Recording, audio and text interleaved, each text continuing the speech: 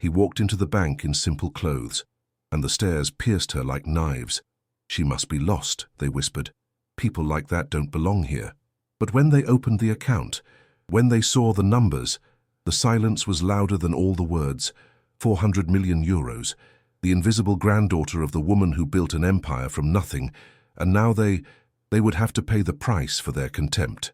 Like if this touched your soul. It's more than a click. It's a silent embrace between those who know what it's like to be underestimated. Comment on how you think this story will end. And if you haven't subscribed yet, it costs you nothing, but to us, it means a lot. Thank you for being here. The March air entered cold through the window of the apartment in Lavapiés, that vibrant neighborhood where voices mixed in 20 different languages. Lara Jenkins observed the letter resting on the worn wooden table, the yellowed paper contrasting with the flowered tablecloth that her grandmother Dolores had embroidered decades ago. The handwriting was firm, precise, written with the calligraphy of someone who had learned to write when every stroke mattered. "My daughter," it began, although technically she was her granddaughter. Dolores had always called her that ever since Lara arrived in New York at just 3 years old, fleeing a war that had left invisible scars on her entire family. "When you read this, I will no longer be with Saus," Lara read aloud, her voice breaking only on the last syllable. 3 weeks had passed since the funeral. 3 weeks since cancer had taken the only person who had truly understood her. The letter continued with precise instructions. She was to present herself at the Premier Bank of America Central Manhattan branch exactly at 11 o'clock on a specific Wednesday morning. She was to wear her simplest clothes. She was to take the sealed envelope she would find in the study safe. "Don't ask me why, daughter. Trust me as you always have," the letter said, and Lara could hear Dolores's voice in every word, that accent that mixed the Equatorial Guinea of her birth with the American English she had adopted as armor. She got up and walked toward the small study that Dolores had kept immaculate until the end. The walls were covered with black and white photographs. Dolores young, standing in front of a building under construction. Dolores receiving a diploma that no one had asked her to present. Dolores hugging a little girl with tight braids and huge eyes. Lara. The safe was hidden behind a portrait of Malabo, the city where Dolores had been born in 1942, when Guinea was still a Spanish colony. Lara knew the combination by heart, 1508 to 68, the date of independence that her grandmother had never forgotten. Inside, next to documents and antique jewelry, she found the envelope. It was heavy, sealed with red wax, like correspondence from another era. On the front, only one word: justice. Lara held it against the window light. The afternoon sun barely passed through it, revealing shadows of text, but nothing legible. She felt a chill that had nothing to do with the March cold.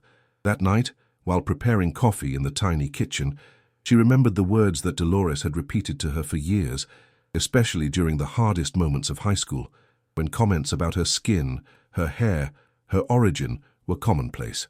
"The world will tell you who you are based on what they see," her grandmother had said, with that gaze that could be simultaneously sweet and fierce, but only you decide if you believe them. And now, at 22 years old, working in a cafe near Central Park and studying administration at Knight University, Lara wondered what last message Dolores had left her, what final test she had designed for her, because Dolores Jenkins never did anything without purpose. Wednesday dawned gray, with that diffuse light that turns New York into an old movie set. Lara dressed exactly as Dolores had instructed. Her simplest jeans washed so many times that the blue had become a faded light blue, a plain white t-shirt she had bought at a flea market for $3, her cheap athletic shoes, with the sole slightly peeled off on the left heel. She looked at herself in the mirror. Her natural hair formed a crown of tight curls that she had stopped straightening 2 years ago, following her grandmother's advice. "Your hair is a statement of identity, not an apology." No makeup, no jewelry except the small silver hoops that Dolores had given her on her 18th birthday. She put the sealed envelope in a clear plastic folder, along with her ID and her grandmother's letter. Everything else she left at home. Her latest model mobile phone, the leather wallet she had bought with her savings, even her watch. The subway was packed at that hour. Lara stood, holding onto the metal bar, surrounded by executives in impeccable suits, and shiny. Briefcases. No one looked at her directly, but she felt the peripheral glances, those quick evaluations that people make without realizing it, or maybe realizing it perfectly. She got off at the Wall Street station and walked the 3 blocks to the Premier Bank of America building. It was impossible not to see it. A glass and steel structure that rose 12 floors, with the gold logo shining under the sun that had finally broken through the clouds. The main entrance had revolving doors of smoked glass. Lara paused for a moment before pushing through. She took a deep breath as her grandmother had taught her during the anxiety attacks she had suffered in adolescence. Inhale dignity, exhale fear. The lobby greeted her with a wave of air conditioning and expensive perfume. The floor was white marble veined with gold, so polished that it reflected the modern chandeliers hanging from the high ceiling. The walls were decorated with contemporary art, abstract strokes in neutral colors. That probably cost more than a year of her rent. There were 6 teller windows, but only 3 were open. Customers waited in elegant silence, most checking the latest generation phones or talking quietly about investments and properties. The sound of heels on the marble created a constant, almost hypnotic rhythm. Lara headed toward the information desk. The receptionist, a woman in her 40s with her hair pulled back in a perfect bun and impeccable makeup, watched her with an expression that Lara had learned to recognize since childhood, that micro-adjustment at the corners of the lips, that slight narrowing of the eyes. Surprise first, evaluation after, final judgment. "Good morning," Lara said in a clear voice. "I need to verify a balance." The receptionist looked at her screen without much interest. "Account number, please." Lara began to recite the digits that her grandmother had included in the letter. As she spoke, she noticed how the woman's expression subtly changed.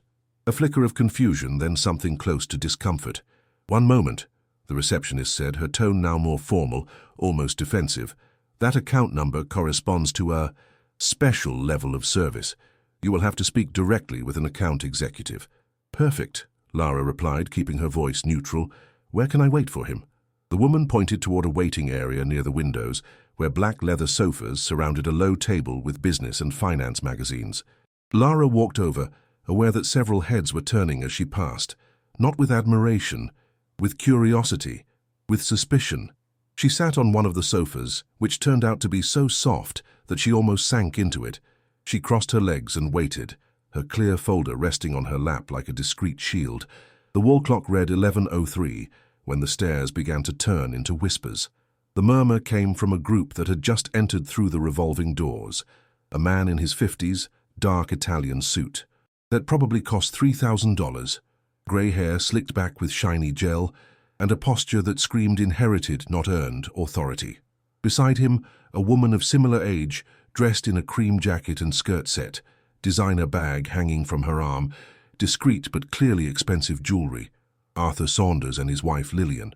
Lara didn't know them, but her grandmother did. She had mentioned them in the letter, though without giving details. She had only said, "You will recognize the enemy when you see them." Arthur stopped a few feet from where Lara was waiting. His eyes swept her up and down with the speed of someone accustomed to classifying people in seconds. Cheap clothes, worn sneakers, plastic folder instead of a briefcase. Category, irrelevant. "Unbelievable," he said in a not-so-low voice, addressing Lillian, but loud enough for several customers to hear. "Now they let just anyone in. The Premier used to have standards." Lillian laughed, a sound that tried to be delicate, but came out sharp. "Maybe she got the wrong entrance," she replied, her gaze fixed on Lara's sneakers. "The service door is in the back, dear." Lara didn't react. She kept her gaze forward, her breathing steady. Dolores had taught her that too. Indifference is a weapon. Use it. But the comments didn't end there. Arthur approached the receptionist, and his voice rose deliberately. "Sandra, isn't there a security protocol? Anyone can just walk in like this without an appointment, without proper presentation." Sandra, the receptionist, became visibly uncomfortable. "Mr. Saunders, all clients have the right to—" "Clients?" Arthur interrupted with a brief chuckle. "Is this girl a client of the Premier? Since when do we accept accounts from—" He paused deliberately. "Exchange students." The lobby had fallen silent. Everyone present was watching the scene with that morbid fascination of someone witnessing a public humiliation, but feeling grateful not to be the target. Lara felt the heat rise up her neck. That blush that was not noticeable on her dark brown skin, but that she felt as internal fire. It wasn't shame, it was rage, but she kept it contained, breathing in the rhythm Dolores had taught her. 4 counts in, 7 counts hold, 8 counts out. Arthur, for heaven's sake, Lillian said, feigning shock while clearly enjoying the spectacle. Don't be cruel. Maybe she's here to apply for a microloan or to ask about some inclusion program. The word inclusion was pronounced with a tone that turned it into an insult. It was then that a man appeared from one of the side offices. Jack Harrison, the branch manager, 42 years old, impeccable grey suit, navy blue tie, shoes shining like mirrors.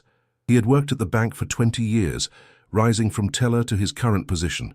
He knew every account, every important client, every social hierarchy that dictated the invisible but absolute functioning of that institution. Mr. Saunders, Mrs. Saunders, and he greeted with a barely perceptible bow, the exact inclination that corresponded to clients of their category. What a pleasure to see you. How can I assist you today? Arthur pointed toward Lara with a nod. Jack, a moment of your time. This young woman seems to be waiting for something. Perhaps you could better guide her. This is Premier Bank, not a community centre. Jack followed Arthur's gaze and his eyes fell on Lara. She watched him approach, noticing every detail, the way he adjusted his tie before speaking, how his lips tightened slightly, the way his shoulders squared as if preparing for an unpleasant but necessary job. Good morning, Jack said, his tone professional but with a hint of condescension. Can I help you with something? Lara looked him directly in the eyes. Dolores had taught her that too. Never lower your gaze first. Never. I am waiting to verify a balance, she replied, her voice calm but firm. The receptionist indicated that I should wait here. Jack quickly glanced at the clear folder on Lara's lap, and something in his expression shifted. It wasn't compassion. It was barely contained impatience. Miss, I understand that we all have financial needs, but Premier Bank of America serves a very specific type of client. Clients with assets of... He stopped, looking for the most diplomatic way to say what everyone was thinking.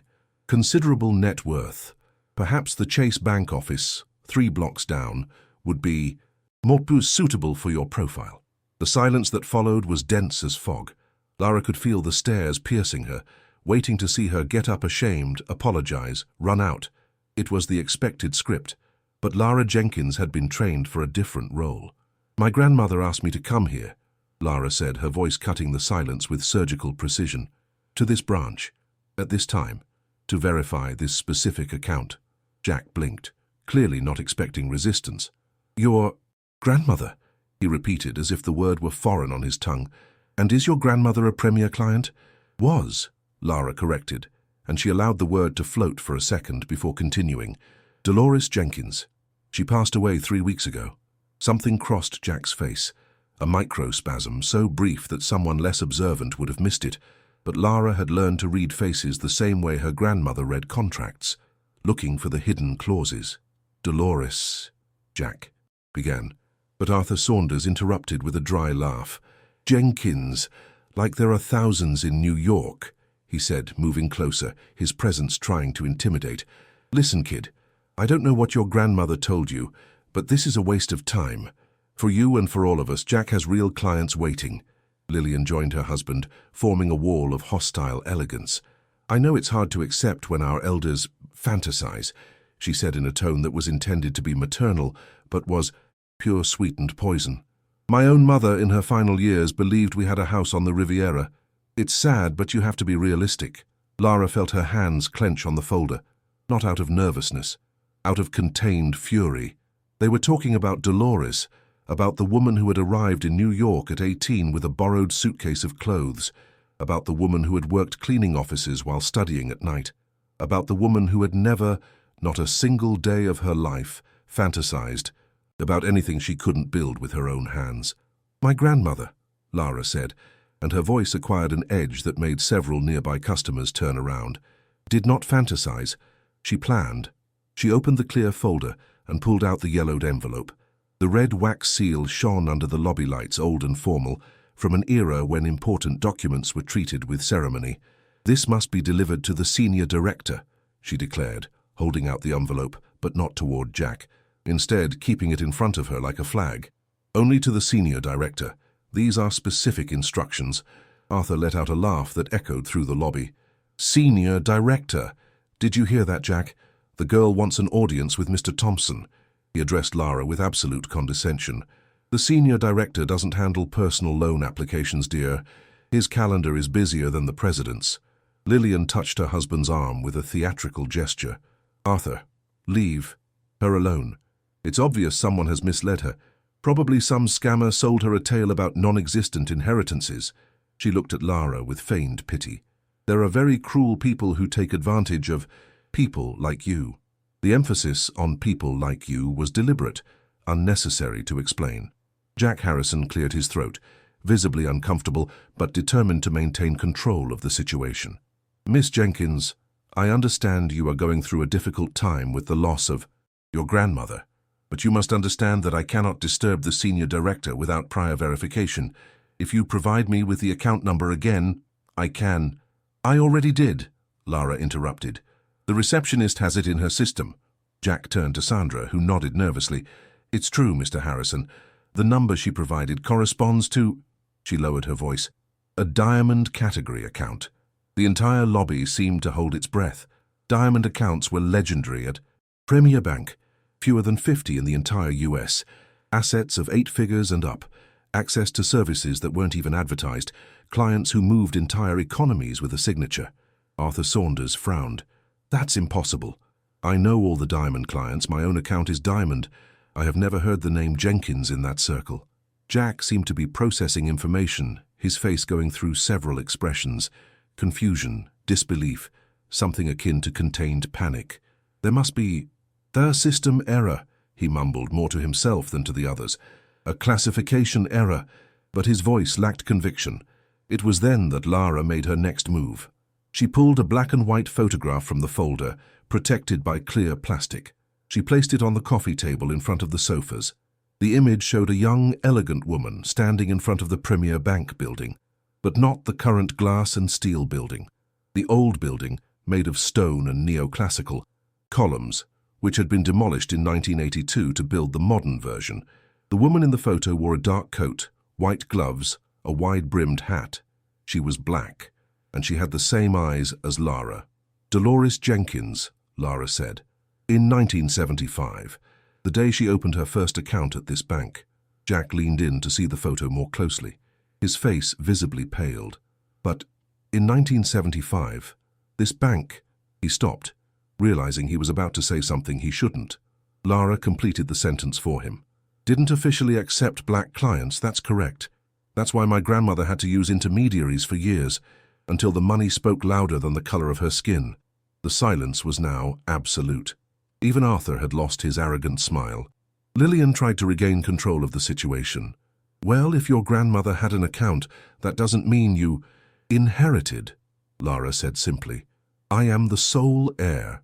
Verified, legal, documented. She pulled another paper from her folder. An official death certificate, a notarized will, and an asset transfer document with government seals and legal signatures that shone under the lobby light. Jack took them with hands that trembled slightly. He read quickly, his eyes moving from one document to another. With each line, his composure began to crumble. This, I need to verify, he mumbled, his voice barely audible. Verify, Lara replied, her calmness more threatening than any shout. Take all the time you need. I'll wait. Here, where you told me I don't belong.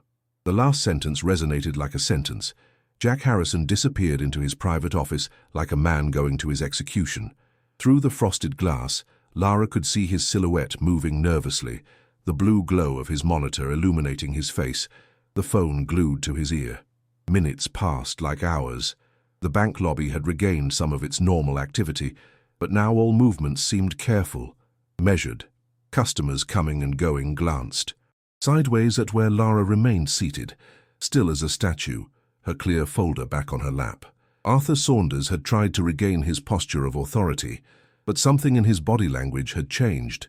He had moved a couple of feet away, consulting his phone frequently, mumbling things to Lillian that she responded to with gestures of increasing worry. An older female customer, dressed in a tweed suit and genuine pearls, approached the waiting area. She looked at Lara with curiosity that was not hostile but genuine. "Excuse me, dear," she said softly. "Are you Dolores's granddaughter?" Lara looked up, surprised. She was the first person who treated her with simple humanity since she had entered the bank. "Yes, ma'am. Did you know her?" The woman smiled with something that looked like nostalgia. "Many years ago. I was new to the bank, a widow trying to manage my husband's inheritance. The managers treated me as if I were invisible." Her gaze became distant. "Dolores saw me, crying in the restroom. She told me something I never forgot. Money doesn't ask permission to exist, and neither should you." Lara felt a knot in her throat. That sounded exactly like something Dolores would say. "She helped me understand my finances, introduced me to an honest advisor, taught me to stand firm." The woman gently touched Lara's shoulder. "Your grandmother was an extraordinary woman. I am sorry for your loss." "Thank you," Lara whispered, and for the first time all morning, she felt that the shield she had been maintaining threatened to break, but she didn't allow it, not yet. The woman walked away, and Arthur Saunders intercepted her. "Eleanor, do you know this girl?" Eleanor, the older woman, looked at him with a coldness that contrasted with the warmth she had shown Lara. "I know her legacy, Arthur, something you clearly don't understand." And she continued walking toward her window, leaving Arthur speechless. It was at that moment that the executive elevator doors opened with a soft chime, and everything changed. Victoria Norton walked like someone accustomed to rooms adjusting to her presence, not the other way around. 53 years old, 5'9", a burgundy suit that was probably Italian, heels that added another 3 inches to her already imposing figure. Her skin was a dark brown that shone with perfect hydration and unshakable confidence.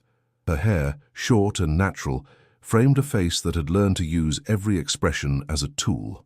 She was the premier Bank of America's regional director for the entire Northeast U.S., one of the most powerful women in the American financial sector, and in the circles that mattered, everyone knew she had gotten there not because of quotas or symbolic gestures, but because she was simply the best at what she did.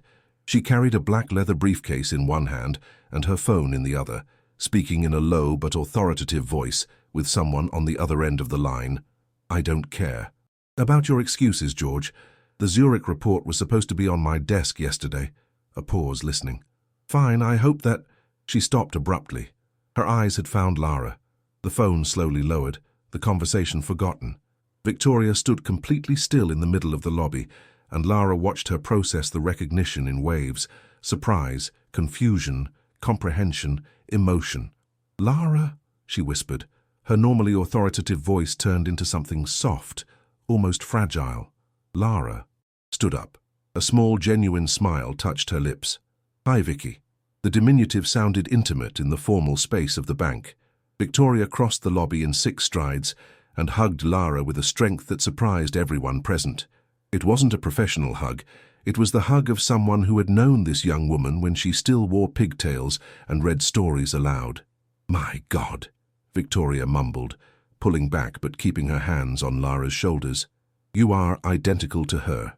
Identical? To Dolores when she was your age? Tears threatened Victoria's eyes, but she held them back with the control of someone who had learned not to cry in public. "When?" she began. 3 weeks ago, Lara replied softly. "I was in Vienna, at the conference on—" "I know," Victoria interrupted, her voice cracking only slightly. "Dolores specifically asked me not to return. She said I had to close this deal, or—" She stopped, understanding. "Or she wanted me to be far away when all this happened." She looked around the lobby, noticing for the first time the expressions of those present. Jack Harrison had come out of his office and was frozen in the doorway. Arthur and Lillian Saunders looked like they had seen a ghost. Sandra, the receptionist, had eyes wide as saucers. "What is going on here?" Victoria asked, and her voice regained all its authority. It was Arthur who tried to speak first, regaining some of his composure. "Victoria, what a surprise to see you back.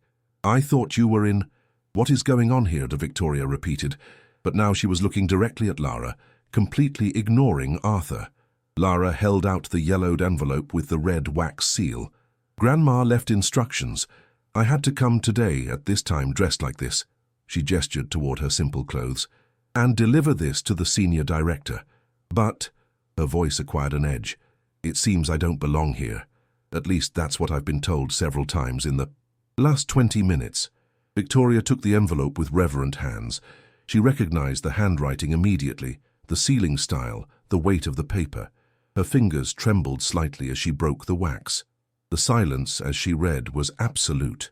Lara watched her, seeing every micro-expression, eyebrows raising, lips tightening, something that seemed to be simultaneously fury and admiration crossing her face. "Of course," Victoria mumbled, almost to herself. "Of course she planned it like this, down to the last detail." She folded the letter carefully and looked at Jack Harrison with an intensity that made him step back. "Jack, my office. Now." Then her gaze swept the lobby, stopping on every face. Mr. and Mrs. Saunders, Eleanor Carmichael, Sandra, and everyone else who has been present in this lobby in the last 30 minutes. She paused deliberately. "I want you all to remain here. No one leaves this branch until I authorize it." Arthur stepped forward, indignant. "Excuse me. You can't detain clients as if—" Victoria turned to him with a look that could freeze lava. "I can't. I am the regional director, Arthur. I can do exactly what I deem necessary to protect the interests of this bank and its clients, particularly when there is a formal complaint of discrimination," she held up the envelope, "and verbal abuse against a diamond heir." The word diamond dropped like a bomb. Lillian Saunders let out a choked sound. Arthur opened and closed his mouth without making a sound. Jack Harrison had turned the color of ash. "Impossible," Arthur whispered. "I know all the diamond clients." "Clearly you don't," Victoria cut in. "Sandra, activate the retrospective recording protocol. I want the last 2 hours of video and audio from the lobby transferred to my private server. Now." Sandra nodded frantically and began typing on her computer. Victoria took Lara gently by the arm. "Come, daughter. We have a lot to talk about." As they headed toward the executive elevator, Victoria stopped and turned one last time toward the silent lobby. And just to be clear, her voice resonated with absolute authority. Dolores Jenkins was more than a diamond client.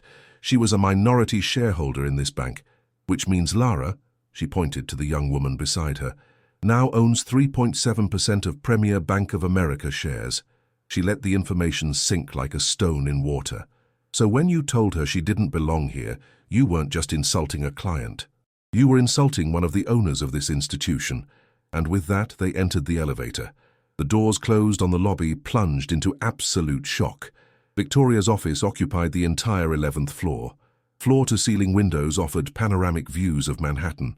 Central Park green in the distance, the business towers shining under the midday sun, the city extending in all directions like a living organism. The space was elegant but not ostentatious. A dark walnut desk, 2 genuine leather sofas in front of an electric fireplace, shelves full of finance and economics books in various languages, and on the walls contemporary African art, Ghanaian masks, Mali textiles, black and white photographs of markets in Dakar and Lagos. Victoria poured 2 cups of coffee from an Italian coffee maker she kept on a side table. The aroma filled the office. "Your grandmother gave me this coffee maker," she said, handing a cup to Lara. "The day I was promoted to regional director. She said, 'Good coffee is like good advice. Bitter at first, but it truly wakes you up.'" Lara smiled, despite everything. "That sounds like her." They sat on the sofas. Victoria opened the letter Dolores had written again, her eyes moving over words she had clearly already memorized. "Your grandmother told me everything 6 months ago," she began. "When the cancer was no longer responding to treatment, she told me she had been planning this for years. Decades, actually. Planning exactly." "What?" Lara asked, although part of her already knew. "A lesson. A trap. A revelation." Victoria took a sip of coffee. "Dolores suffered discrimination in this bank for almost 50 years. Every time she came in, no matter how much money she had, no matter how many properties she owned, there was always someone who looked at her like she didn't belong. Subtle comments. Suggestions that perhaps another bank would be more comfortable for her. Managers who accidentally made her wait. Hours." Lara tightened her grip on her cup, feeling the warmth against her palms. "But she never told me anything. Because she didn't want you to grow up with rage," Victoria replied. She wanted you to grow up with dignity, but she also wanted to make sure you understood something fundamental about the world. What? That justice doesn't come on its own. You have to build it.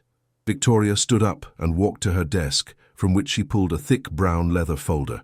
The Jenkins Holdings logo was engraved in gold on the cover. Your grandmother wasn't just rich, Lara. She was strategically powerful. She started with nothing. She arrived in the US in 1960, fleeing the crumbling colonial Guinea. She worked as a cleaner, as a nanny, as a cook. She saved every penny. She studied at night. She learned to invest by watching the rich men whose offices she cleaned. She opened the folder, revealing documents, old photographs, yellowed newspaper clippings. In 1975, she bought her first building, a rundown property in Harlem that no one wanted. She renovated it herself with her own hands. She rented it to immigrants who, like her, had no options. She charged fair prices, and she reinvested every cent. Lara looked at the photos. Dolores Young in work overalls painting walls, Dolores signing documents, Dolores standing in front of increasingly large buildings. In 1982, she had 5 properties. In 1990, 20. In 2000, a full real estate management company. By 2010, Jenkins Holdings was one of the largest real estate holders in New York, Boston, and Atlanta. Victoria turned page after page, but she did it all in silence. No publicity, no showing off, using intermediaries, legal firms, corporate structures that kept her name out of the headlines. Why? Lara asked, although she was beginning to understand. Because a black woman in the 70s and 80s who showed too much success disappeared. Not literally, but her contracts disappeared. Her permits were lost. Her properties were inspected until they found some invented violation. Victoria looked directly at her. Your grandmother was brilliant, but she was also invisible out of necessity. She became a master in the art of being underestimated. She pulled out another document. Dolores Jenkins's complete will, certified and sealed. She left you everything. The company, the properties, the investments, the shares. An estate valued at, she paused, $423 million. The number floated in the air like something unreal. Lara felt the room spin. 400 million, Victoria confirmed. You are one of the richest women in the US, and no one knows it, yet. Lara sank into the sofa, her mind trying to process information that seemed to belong to another reality. But why like this? Why make me come dressed like someone without money? Victoria completed. Because your grandmother wanted you to experience exactly what she experienced. She wanted you to see firsthand how people treat you when they think you have nothing.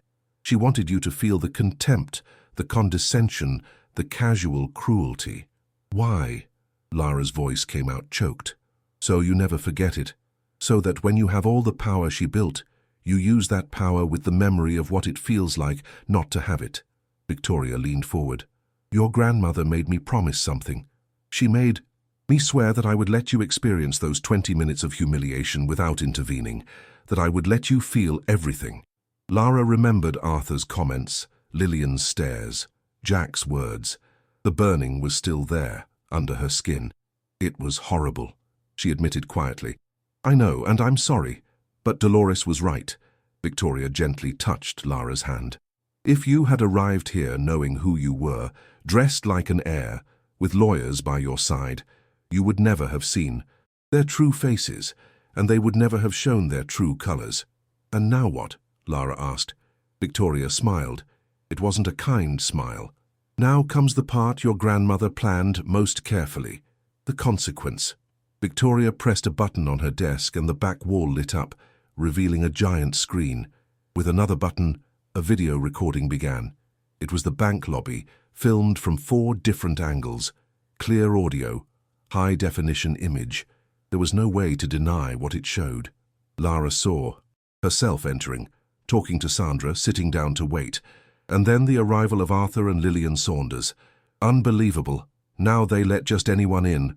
Arthur's voice echoed from the speakers. Victoria fast-forwarded the video, stopping at the key moments. Lillian mocking Lara's sneakers, Jack suggesting she go to another bank, Arthur laughing about her grandmother's fantasies.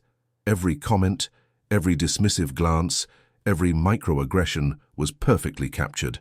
This, Victoria said, is legal evidence of racial discrimination in a financial establishment, direct violation of the Equal Treatment Act, more specifically, Sections 28 and 29 of Law 15 to 2022. Lara looked at her, fascinated by how sadness was transforming into something sharper. Fines can reach $500,000 per establishment, but more importantly, it can result in the revocation of corporate licenses, operating prohibitions, and personal liability for the executives involved. Victoria paused the video on a clear image of Jack Harrison redirecting Lara. Jack can lose his agency director certification permanently. And the Saunders? Lara asked. Victoria took out another folder, this one thinner but with documents that looked official. Arthur Saunders, CEO of Saunders Consultants, a business advisory firm with offices in New York, Boston, and Lisbon. His company critically depends on 3 sources of income. She turned pages. Contracts with Jenkins Holdings, which account for 41% of his annual billing. Investments backed by funds that, curiously, your grandmother helped structure in the 90s, and reputation in business circles where, coincidentally, many of the members are also clients or partners of Jenkins Holdings. She had it all planned, Lara murmured between astonishment and pain. Your grandmother spent the last 5 years identifying every pressure point, every connection, every vulnerability. Victoria closed the folder. Not for revenge, for justice. There is a difference. What is it? Revenge is personal and destructive. Justice is systematic and constructive. Your grandmother didn't just want to destroy the people who had treated her badly. She wanted to change the system that allowed that treatment. Victoria opened another screen, this one showing a list of names. Dolores identified 237 cases of discrimination in this bank over the last 15 years. Black, Latino, Asian, Romani, Muslim clients. People treated exactly as you were treated today. Some cases documented, others simply disappeared from the records. My God, Lara whispered. Your inheritance includes specific instructions. She wants you to use your power as a shareholder to implement structural changes, diversity committees with real power, discrimination audits, mandatory training, not only in sensitivity, but in legal consequences, and most importantly, Victoria pointed to a specific document, a compensation fund for previous victims of discrimination. Lara looked at the screen, seeing names, faces in attached photographs, stories summarized in a few lines. Each one was like her story, multiplied by 200. And what about the people here today? Arthur? Lillian? Jack? Victoria looked at her with an expression that mixed respect and curiosity. That is your decision, Lara. Your grandmother left options, not mandates. I can press legal charges. I can cancel contracts. I can ruin them professionally and financially within the legal framework. Or you can choose another path. Which one? The lesson, making them understand, truly understand what they did, and giving them the option to change or fall. Lara thought about Dolores, about her grandmother who had endured decades of silent humiliation, about the woman who had built an empire from scratch while being treated as invisible, about the wisdom that had chosen justice over revenge. I want them to understand, she finally said. I want them to see exactly what they did, and I want everyone else to see it too. Victoria smiled. Then we are going to give them an education they will never forget. The executive meeting room was on the 12th floor, a space designed to intimidate. A mahogany conference table that could seat 20 people, high-backed leather chairs, screens on 3 walls, a view of the city from floor-to-ceiling windows. When Lara entered with Victoria, several people were already waiting. Jack Harrison, sitting alone at one end of the table, his face grey. Arthur and Lillian Saunders on the other side trying to maintain composure, but with nervous hands betraying them, and 3 more people Lara didn't recognize. Victoria made the introductions with crisp formality. Lara Jenkins, I introduce you to Mark Harrison, Chief Legal Officer of Jenkins Holdings. A man in his 50s, impeccable suit, serious expression. Carla Davies, from Premier Bank's legal department. A middle-aged woman with glasses and a sharp gaze. And Robert Castle, certified public notary. Everyone sat down. Victoria remained standing, positioning herself at the head of the table like a general in front of her troops. "Mr. and Mrs. Saunders, Mr. Harrison," she began, her voice devoid of emotion, "you are here because you have violated multiple Premier Bank of America regulations, national anti-discrimination laws, and fiduciary agreements with our clients. What happened in the lobby 43 minutes ago is fully documented." She pressed a control and the screens lit up. The video began to play. No editing, no dramatic music, just the raw reality of their own voices and expressions. Lara watched their faces as they watched. Arthur tried to maintain a mask of indifference, but his eyes betrayed increasing panic. Lillian had a hand over her mouth, tears beginning to form. Jack stared at the table, unable to face his own image on the screen. When the video ended, the silence was sepulchral. Mark Harrison, the lawyer, spoke first. "According to Law 15-2022, Section 28, racial discrimination in public or private establishments offering services to the public is a serious offense. Penalties include fines of up to $500,000 and, in corporate cases, loss of operating licenses." Carla Davies, the bank's lawyer, continued, "As an employee of Premier Bank, Mr. Harrison, your conduct directly violates the Corporate Code of Ethics, Clauses 4, 7, and 12. This results in immediate termination with cause, loss of accumulated benefits, and prohibition from working again in the regulated financial sector." Jack sank into his chair as if he were going to disappear inside it.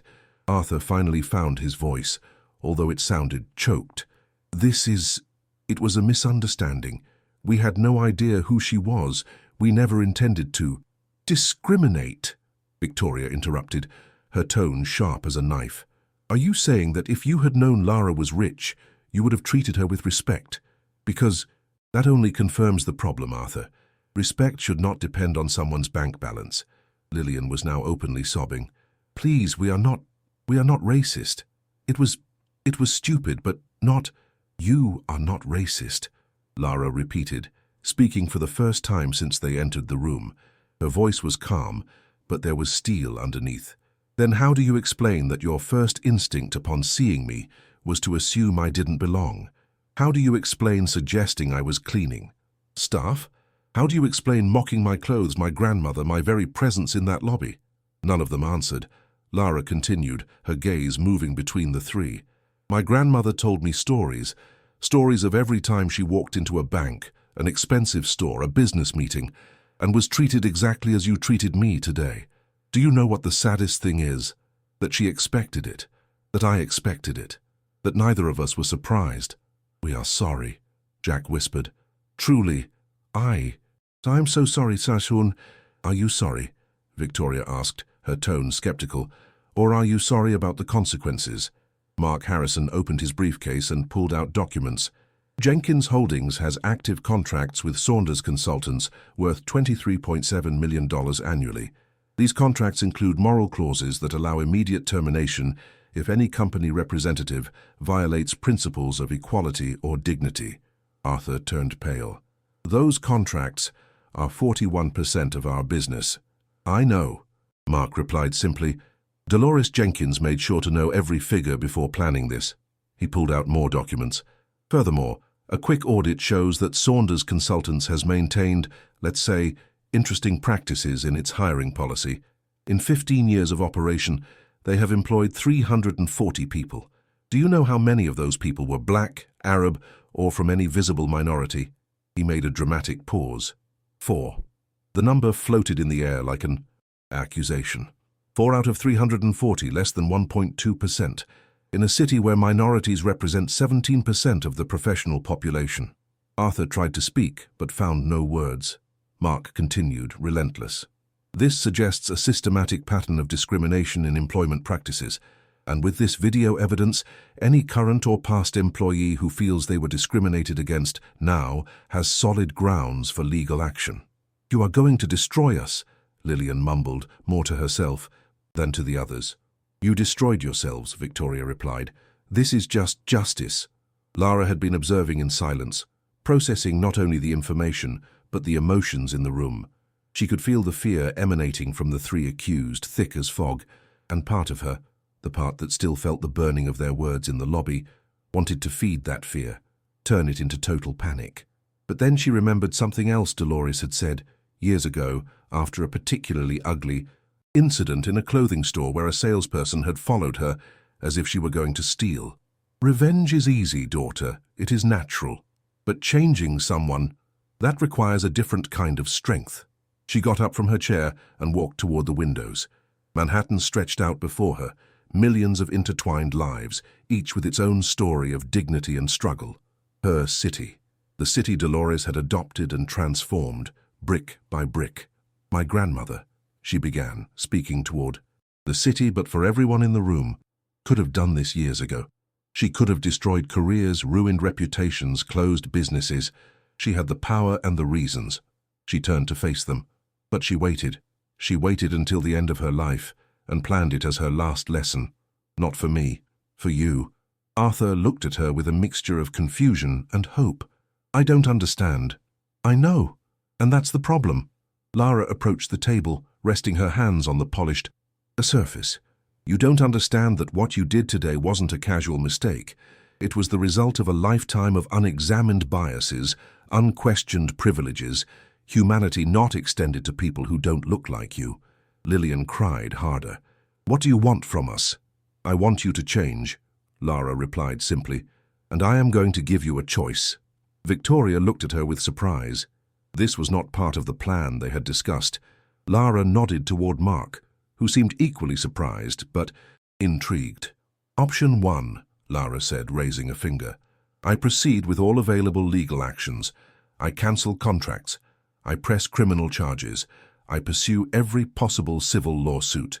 I destroy you legally, professionally, and financially within the framework of the law. It is justice. It is deserved. The silence was absolute. Option 2, she raised another finger. You commit to real, verifiable, permanent change. Arthur leaned forward. What kind of change? Lara looked at Victoria, who nodded slowly, understanding. Mr. Harrison, Lara said, you resign as manager of this branch, voluntarily. You accept 6 months of intensive training in anti-discrimination, unconscious biases, and the history of institutional racism in the U.S. That training will be paid for by Jenkins Holdings, but supervised by specialized external organizations. Jack nodded frantically. Yes, I will do whatever. I'm not finished, Lara continued. After that training, if you demonstrate real understanding, not just memorization, you can apply for a position in the new Inclusion and Equity Department we will create at the bank, a position where you will use your knowledge of how discrimination works to actively prevent it. Jack looked at her with something akin to disbelief. Are you giving me a second chance? I am giving you the opportunity to be better. What you do with it is up to you. She turned to the Saunders. Arthur, Lillian, Saunders consultants will implement complete structural changes, blind hiring where names and photographs are removed from initial applications, minimum interview quotas for minority candidates, annual salary equity audits, quarterly training for all staff, no exceptions. That will cost a lot, Arthur mumbled. Not as much as losing your biggest contracts, Lara replied. And there's more. You will use 10% of your annual profits to establish a scholarship fund for minority students in business administration. My people will supervise every dollar. 10%. It is negotiable, Victoria interrupted, her tone making it clear that it was not negotiable at all. You can accept these terms, or face the alternative. Lillian looked at her husband, then at Lara. And if we do all that, what happens to the video, to the charges? The video remains archived, Carla Davies, the bank's lawyer, said, as evidence of potential non-compliance if you fail to meet the agreed terms. If at any time over the next 5 years discrimination is detected in your practices, or if you fail to comply with the agreed reforms, the video is made public and the legal proceedings continue. 5 years, Arthur whispered. My grandmother suffered 50, Lara replied, her voice soft but unyielding. 5 years of good behavior seems generous to me. Robert Castle, the notary who had remained silent, finally spoke. If you accept these terms, I will legally document them. These will become binding contracts, enforceable in any court in the U.S. Do you understand the implications? The three nodded slowly. We have to discuss it, Arthur said, but his voice had lost all authority. As a couple, You have 10 minutes, Victoria interrupted. Discuss it here or in the waiting room, but in 10 minutes I need an answer. She stood up, indicating for the others to do the same. Lara, come with me. In the private hallway outside the meeting room, Victoria leaned against the wall and exhaled deeply. That was not part of Dolores's plan, she said, but without accusation. There was something akin to admiration in her voice. I know, Lara admitted, but I heard her voice in my head, not saying destroy them, saying teach them. They might not comply. They might make the minimum necessary movements and return to their old practices as soon as the surveillance period expires. It's possible. Lara looked out the hallway window at the city. But it is also possible that they learn, that they change, and if at least one person in their companies is treated better because of this, if at least one young Black or Latino person gets an opportunity they wouldn't have had, then it was worth it. Victoria was silent for a moment, then smiled. Your grandmother would be proud, and maybe a little exasperated. She was less optimistic than you about human nature. It's not optimism, Lara corrected. It's strategy. If I destroy them, they become victims in their own minds. They will find a way to blame the system, political correctness, anything but their own actions. But if I give them tools to change and they don't use them, then they have no excuses. Wise beyond your years, Victoria mumbled. Or traumatized beyond my years. I'm still not sure of the difference. Mark Harrison approached them, his expression thoughtful. Miss Jenkins, I must admit, your approach is unusual. As a lawyer, my instinct is to maximize legal consequences. But as a human being, when he paused, it reminds me why I went into law, not just to punish, to repair. Do you think they will accept? Lara asked. They have no real choice. The terms are severe, but the alternative is devastating. He checked his watch. 6 minutes left. Time passed slowly. Lara used those minutes to walk through the executive hallway, observing the photographs on the walls. The history of Premier Bank, since its founding in 1903. Serious European bankers, all men, all white, all dressed in the uniformity of privilege that transcended decades, until the most recent photos. Victoria appeared in one from 2018, the day of her promotion to regional director, the first Black woman to hold that position in the bank's entire history. How much did it cost you to get there? Lara asked softly. Victoria stood next to her, looking at her own image. 3 college degrees, 15 years of being twice as good as any white male colleague, learning to smile when they called me. Aggressive for having firm opinions, and swallowing every comment about how lucky I was for diversity programs. Her voice was flat, factual. And yes, even so, it was Dolores who opened the final doors. She had enough shareholder power to insist on my promotion. Without her, I would probably still be regional account vice manager. I'm sorry, Lara said. Don't be sorry. Use it. Victoria faced her directly. You have a power that I built over decades and that your grandmother built. Over 50 years. Don't waste it. Don't just use it to feel just. Use it to change entire structures. How? You'll figure that out. But start with what you're doing today, seeing the system clearly, understanding its mechanics of oppression, and dismantling it piece by piece, with strategy, not just with rage. The meeting room door opened. Carla Davies poked her head out. They're ready. When they returned to the room, the faces of Arthur, Lillian, and Jack showed the defeat of people who had had to swallow their entire pride. Arthur was the one who spoke first. We accept the terms. All of them. Lillian quickly added, we will implement every change. We will do everything you asked. Jack just nodded, unable to speak. Robert Castle opened his briefcase and pulled out pre-prepared documents. Clearly, Victoria and her team had anticipated this possibility. Read carefully, the notary indicated. These contracts are binding for 5 years. They include quarterly audits, verification of compliance by external bodies, and penalty clauses for non-compliance. 30 minutes passed while they read.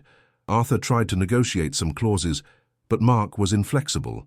Either they accepted everything or nothing. Finally, they signed. 3 signatures on separate documents, each registered and certified by Robert Castle. When it was done, Lara stood up. There is something else you need to hear, she said, her voice controlled but loaded with contained emotion. What you did today was not exceptional. It was ordinary. It happens every day in every bank, store, office, hospital in this country.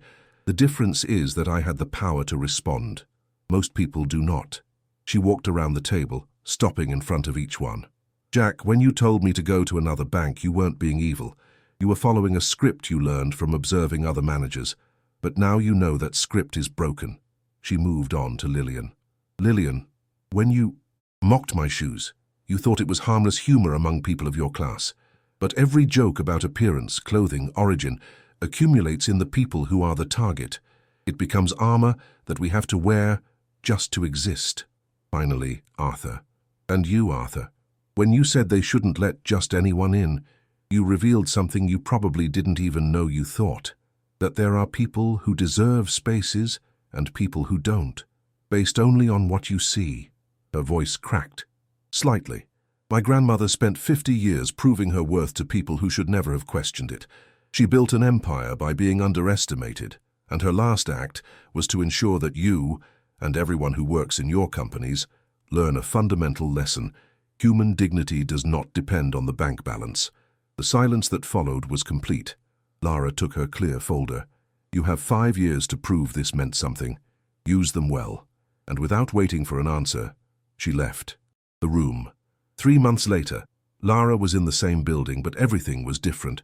She wore a navy blue pantsuit, discreet heels, her hair pulled back in an elegant bun.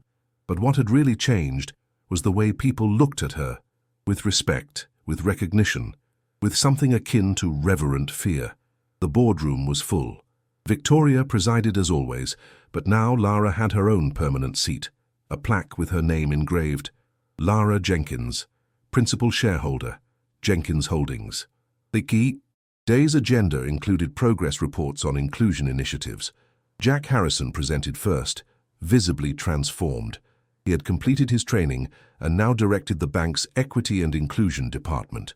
In the last quarter, he reported, his voice clear and professional, we have processed 123 discrimination complaints.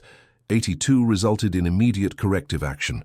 We have terminated contracts with 6 supplier companies for discriminatory practices, and we have implemented blind evaluation protocols in all our branches. He showed graphs on the screen.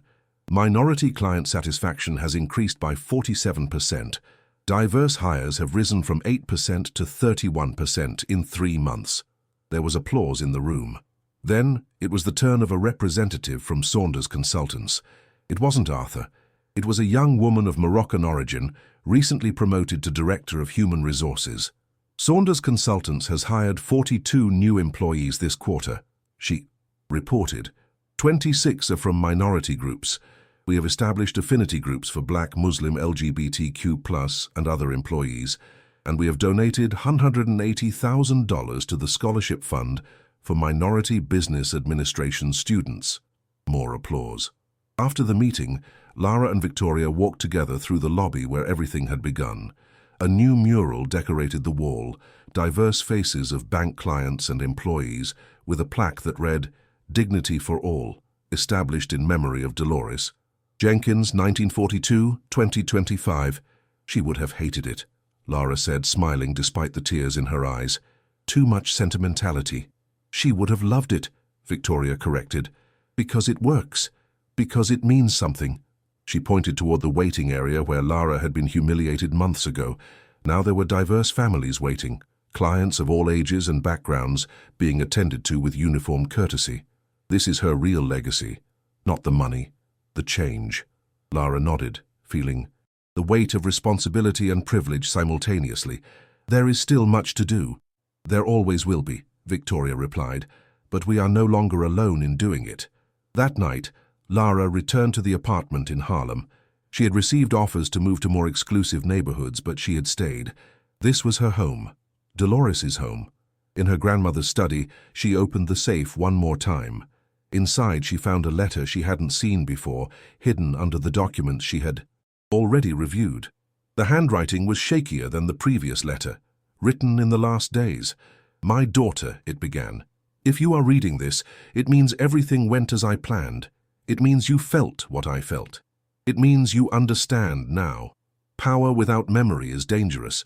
Power without empathy is destructive. But power built from the understanding of pain, that power can transform worlds. I didn't ask you to be kind. I asked you to be just. I didn't ask you to forgive. I asked you to teach. And I knew you would do it better than me because your generation understands something mine took decades to learn, that real change comes from modifying systems, not just punishing individuals.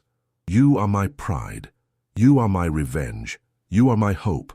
Use everything I left you to build the world we deserved but never had. With all my love, Dolores. Lara folded the letter carefully and tucked it against her chest. She cried finally, all the tears she had held back for months, crying for the grandmother she had lost, for the injustice they had both faced, for the future she now had to build. 1 year after the day in the bank lobby, Lara stood at a podium in front of 200 people. It was the inauguration of the Dolores Jenkins Foundation, dedicated to combating economic and racial discrimination in financial institutions across the U.S. The event was held in the main hall of Premier Bank, transformed for the occasion. Among the audience, Victoria Norton, Jack Harrison, representatives from Saunders Consultants, leaders of civil rights organizations, journalists and dozens of beneficiaries of the programs the foundation had established. Also present was Eleanor Carmichael, the woman who had been kind to Lara that first day. Lara wore a simple but elegant dress, emerald green, Dolores's favorite color. Her natural hair formed a crown of curls that she refused to tame, and she didn't care. 1 year ago, she began, her voice resonating through the hall. I walked into this building dressed in cheap clothes, carrying a plastic folder, with no credentials other than my grandmother's love and the truth of who I am. She paused, letting the silence settle. They treated me as if I didn't belong, and they were right. There were murmurs of confusion. Lara smiled. I didn't belong to the world they had built, a world where respect is bought with expensive clothes and known last names, where dignity is a privilege of the few. She walked to the edge of the podium. But my grandmother didn't teach me to belong to that world. She taught me to transform it. She gestured around the room. In 12 months, this foundation has processed 847 cases of financial discrimination. It has helped 312 families obtain loans they were unjustly denied. It has trained 200 bank employees across the U.S. on unconscious biases and equity. And it has established a $50 million fund for minority entrepreneurs. The applause began, but Lara raised a hand. This is not enough. It will never be enough as long as there is one single person who walks into a bank, a store, an office, and is judged by their appearance before their humanity. Her gaze fell on Jack, who held eye contact with something akin to gratitude and shame mixed. But it is a start. And that start was possible because my grandmother understood something fundamental, that justice without education is revenge, but education without consequences is useless. She looked toward the portrait of Dolores hanging on the hall wall, a photograph of her grandmother young, smiling with that mixture of defiance and hope that had defined her. Dolores Jenkins came to this country with nothing but determination. She built an empire by being invisible, and her last act was to ensure that no other person would have to be invisible to be valued. Lara felt the tears, but this time she didn't hold them back. You asked me what I want to achieve with all this. The answer is simple. I want the next young black woman who walks into this bank not to have to prove anything except her need for the service. I want her to be treated with the same dignity as any other client, not because of what she possesses, because of who she is. The hall erupted in applause. People stood up. Victoria had tears streaming down her face. When the noise finally calmed, Lara spoke her final words, the words she had rehearsed in front of the mirror for weeks, the words she knew Dolores would have wanted to hear. You wanted to teach me my place, she said, her voice firm and clear, resonating through the hall. And you did. She paused, letting the silence fill with anticipation. My place is exactly here, at the top, where my grandmother said I would be, using every ounce of power she built to make sure that no person, black, white, poor, rich, American, or immigrant, is treated with the contempt you showed that day. Her eyes shone, not with tears now, but with absolute determination. And I will. Make that place at the top a platform from which to lift up all those who have been trampled, ignored, underestimated, because that is the true power, not being at the top just for oneself, but to create ladders that others can climb. She looked one last time at the portrait of Dolores, whispering to herself but audible in the microphone, "Thank you, Grandma, for teaching me that justice is not a destination. It is a path built with every step, every decision, every moment when we choose. A dignity over contempt. And I promise," she concluded, her voice cracking slightly with emotion, "to walk that path every day of my life, in your name, in the name of all the invisibles who refused to disappear." The applause was deafening, but Lara no longer heard it. In her mind there was only one image: Dolores, young and determined, standing in front of the old bank in 1975, with the absolute certainty that someday, somehow, the world that rejected her would have to bow to the truth of her worth. And that day had arrived.